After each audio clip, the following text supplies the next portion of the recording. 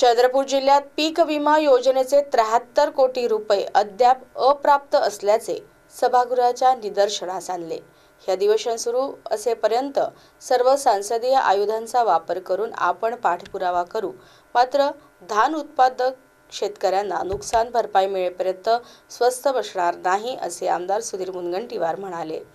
की मंत्री महोदय, पीक विमा 1 रुपयात द्या की 10 पैशात द्या की पहिल्याच्या काळात द्या, 1 तांब्याच्या पैशात द्या, याचा काही संबंध पीक विम्यात येत नाही। आता हा जी.आर. साहेब, तुम्ही खूप बुद्धिमान आहे, वकील आहात, असं का वागलात? मीही काही वर्ष मंत्री होतो, थोडस समजतं ना। पण तुम्ही शेतकऱ्यांवर अन्याय कसा करणार? आणि मी दुसरा प्रश्न पुन्हा विचारेन, स्पष्ट आहे हा जी.आर. आहे। अध्यक्ष महाराज, हा मी तुम्हाला देतो, तुम्हीही वकील आहात, ते वकील आहे, आणि मी रजिस्ट्रेशन केलं नाही, पण मी LLB आहे, ठीक आहे।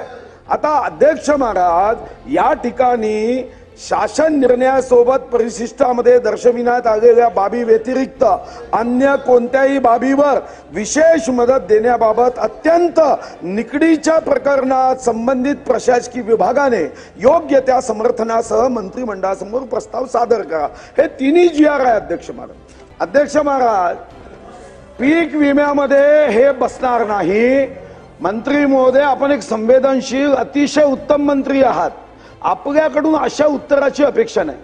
हे ब्रीफिंग करायला येतात की नाही, हे जर बाहेर लाय डिटेक्टर लावलं ना तर अर्धे लोक कसे खोटे बोलतात, मला अनुभव आहे, आणि म्हणून तुम्ही सांगू नका चुकीचं ब्रीफिंग। तुम्ही या धान उत्पादक शेतकऱ्यांना न्याय देणार आहात की नाही? आणि तुम्ही पीक विमा काय सांगतो त्याची अर्धा तास येणार आहे। पीक विम्याच्या अजून चंद्रपूर जिल्ह्याचे 73 कोटी दिले नाही। आयुक्तांनी एक पत्र दिलं, मागे घेतलं, म्हणाले हे 73 कोटी पीक विम्याचे दिले तर आमच्या अंगावर जास्त बोजा होईल। अरे, अन्न खाताना दाबून खाता आणि पैसे देताना तुम्हाला बोजा वाटतो?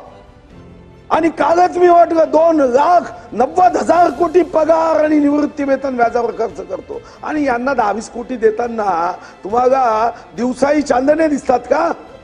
तुमच्याकडून अपेक्षा अशीच जी, आणि तुम्ही आता मदत केली नाही, उत्तर चुकीचं दिलं तर मी पिच्छा तर सोडणार नाही।